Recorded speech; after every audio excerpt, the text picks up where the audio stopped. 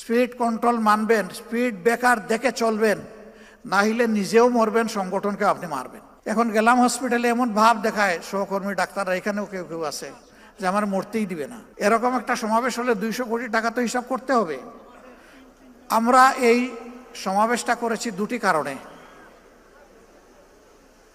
একটি হচ্ছে 5 আগস্টের পর অনেক দল অনেক বড় বড় সমাবেশ করেছে, আমরা অস্থিরতা দেখাইনি। বাংলাদেশের জনগণের দেখার প্রয়োজন ছিল যে জামাতে ইসলামী আগামীর জন্য কতটা প্রস্তুত। এই প্রস্তুতির একটা ছোট্ট নমুনা হচ্ছে এই সমাবেশ। এই সমাবেশ করতে গিয়ে আমরা একেবারে জান কুরবান করে ফেলিনি। আমরা 2 মহানগরী আর উত্তর দক্ষিণ 2 ঢাকা অঞ্চল, এইটাকে একটু গুরুত্ব দিয়েছি, বাকি বলেছি আনফাল, আপনাদের কাজ নফল, যতটুকু আসতে পারেন। সবাই বলেছে একটা কৌটা দিলে ভালো হয়, দিলাম। আলহামদুলিল্লাহ, মুফস্সলের বেশিরভাগ এলাকা থেকে আমরা যা কৌটা দিয়েছি তার চেয়ে বেশি এসেছে। এরকম একটা সমাবেশ হলে 200 কোটি টাকা তো হিসাব করতে হবে। তার কারণ হলো খাওয়া দাওয়ার ব্যবস্থা করা, তার কারণ হলো আবার হাতে কিছু তুলে দেওয়া। কিন্তু না, এখানে যদি আমরা ওই সমাবেশে বসতাম, বলতাম যে বিভিন্ন জায়গায় বাক্স রাখা আছে, যে যা পারেন দিয়ে যান, আমার ধারণা বাক্সগুলা সংকুলান হতো না। কেন? প্রত্যেকটা মানুষ বিশ্বাস করে আমার হালাল রুজি থেকে যা দিব আল্লাহর দরবারে তা হবে আমার পক্ষ থেকে বিনিয়োগ। বিনিয়োগ করলেই তো আপনি লাভের আশা করবেন, মূলধনও টিকে থাকবে। এই জন্য তো আল্লাহ তাআলা বলেছেন উদাহরণ দিয়ে, যেন একটা শস্য বীজ তুমি রোপণ করলে, এটা থেকে একটা গাছ জন্ম নিল, তার থেকে 60টা ছড়া বের হলো, প্রত্যেকটা ছড়ায় 100টা করে দানা যুক্ত হলো। এরপরে এটা হলো কোরআনের ভাষা। হাদিসের ভাষা হলো আল্লাহ যার পর বেহিসাব খুশি হবেন তারে বেহিসাব দিবেন, কোনো হিসাব নাই। পড়ে গেলাম, উঠার চেষ্টা করলাম, আবার পড়ে গেলাম, আবার উঠার চেষ্টা করলাম, কিন্তু এই লোকেরা আমাকে জুড়ে ধরে ছাপাইয়ে বসাইয়ে দিল। সবাই বলতেছেন আপনি আর কথা বলতে পারবেন না। আমি বলতেছি যে কথা কিছু তো বলতে হবে, যেহেতু এখনো দম আসা যাওয়া করতেছে। যত সময় দম থাকবে কথা বন্ধ হবে কেন? সম্মানিত ভাইয়েরা এবং আমার বোনেরা, আমি শুনেছি অনেকে কান্নাকাটি করেছে। কেন কানলেন?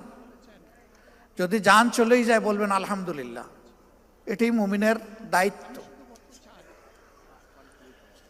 এখন গেলাম হসপিটালে, এমন ভাব দেখায় সহকর্মী ডাক্তাররা, এখানেও কেউ কেউ আছে যে আমার মরতেই দিবে না। আরে ভাই, আমি কি এখানে থাকতে আসছি না? আমি যাবো আবার আসল ঠিকানা জান্নাতের বাড়িতে, এই পোষা জায়গায় আমার রাখবেন কেন বেঁধে আপনারা? এই মলিনতা পরিষ্কার করতে একজন ঝাড়ুদার হিসাবে আল্লাহর যতদিন প্রয়োজন, আল্লাহ তার বান্দাদেরকে বান্দিদেরকে যেন ততদিনই হায়াত দেন, এর বেশি দরকার নাই। সমাজের আবর্জনা পরিষ্কার করার জন্য, আল্লাহর দ্বীনকে কায়েম করার জন্য। এরপরের কথা হলো, দুনিয়া কোনো মানুষ কি প্রিয় সংগঠন বা দ্বীনের জন্য বাধ্যতামূলক? অবশ্যই না, কিন্তু আমাদের জন্য বাধ্যতামূলক আল্লাহর দ্বীন এবং সংগঠন। একজন মরবে, আরেকজন আসবে। আমাদের মায়েদের গর্ভে মুজাহিদ, মুমিনা, মহসেনা, মুমিন, মহসেন জন্ম নিবে। এরা পরবর্তীর পতাকা হাতেও ধরবে, প্রয়োজনে দাঁত দিয়ে কামড় দিয়ে ধরবে। আসা যাওয়ার এই পালাও চলতে থাকবে, আর দিনের একামত ইনশাল্লাহ হবে। আগামীর বাংলাদেশ আমরা চাই না আর মজলুম বাংলাদেশ হোক। এই জুলুম থেকে তারাই বাংলাদেশকে বাঁচাতে পারবে যারা শুধু আল্লাহর জন্য জীবন বাজি রেখে লড়াই করতে পারবে। দুনিয়ার কোনো ধান্দা থাকবে না যে এর মাধ্যমে আমার সামাজিক স্বীকৃতি আসবে। ব্যবসা বাণিজ্য যেখানে হাত দিব, আমি দেখব যে সেখানে শুধু আলী বাবার প্রদীপ জ্বলে উঠছে। এই ধরনের নোংরা কলুষিত চিন্তা যেন আমাদের কারো মাথায় না ঢোকে। সংগঠনের নাম বিক্রি করে, অথবা আমার বাবা আমির ছিলেন, দাদা অমুক ছিলেন, শ্বশুর অমুক ছিলেন, ভাই অমুক ছিলেন, এই নামগুলা বিক্রি করেও কেউ দুনিয়া বানাবার চেষ্টা করবেন না। যদি কেউ চেষ্টা করেন, আমার ক্ষুদ্র জীবন থেকে বলছি, আপনি নিশ্চিত দরা খাবেন এবং অপদস্থ হবেন। আপনার ক্যাপাসিটি থাকে, হালালভাবে আপনি নিজস্ব পরিচয় আগান, তবে আল্লাহকে ভয় করে আগাবেন। বেপরোয়া হবেন না, স্পিড লিমিটের ভিতরে থাকবেন, স্পিড কন্ট্রোল মানবেন, স্পিড ব্রেকার দেখে চলবেন, না হলে নিজেও মরবেন, সংগঠনকে আপনি মারবেন। এই বিষয়গুলো খেয়াল রেখে যদি চলতে পারি, আল্লাহর সাহায্য অবধারিত আমরা পাবো ইনশাআল্লাহ।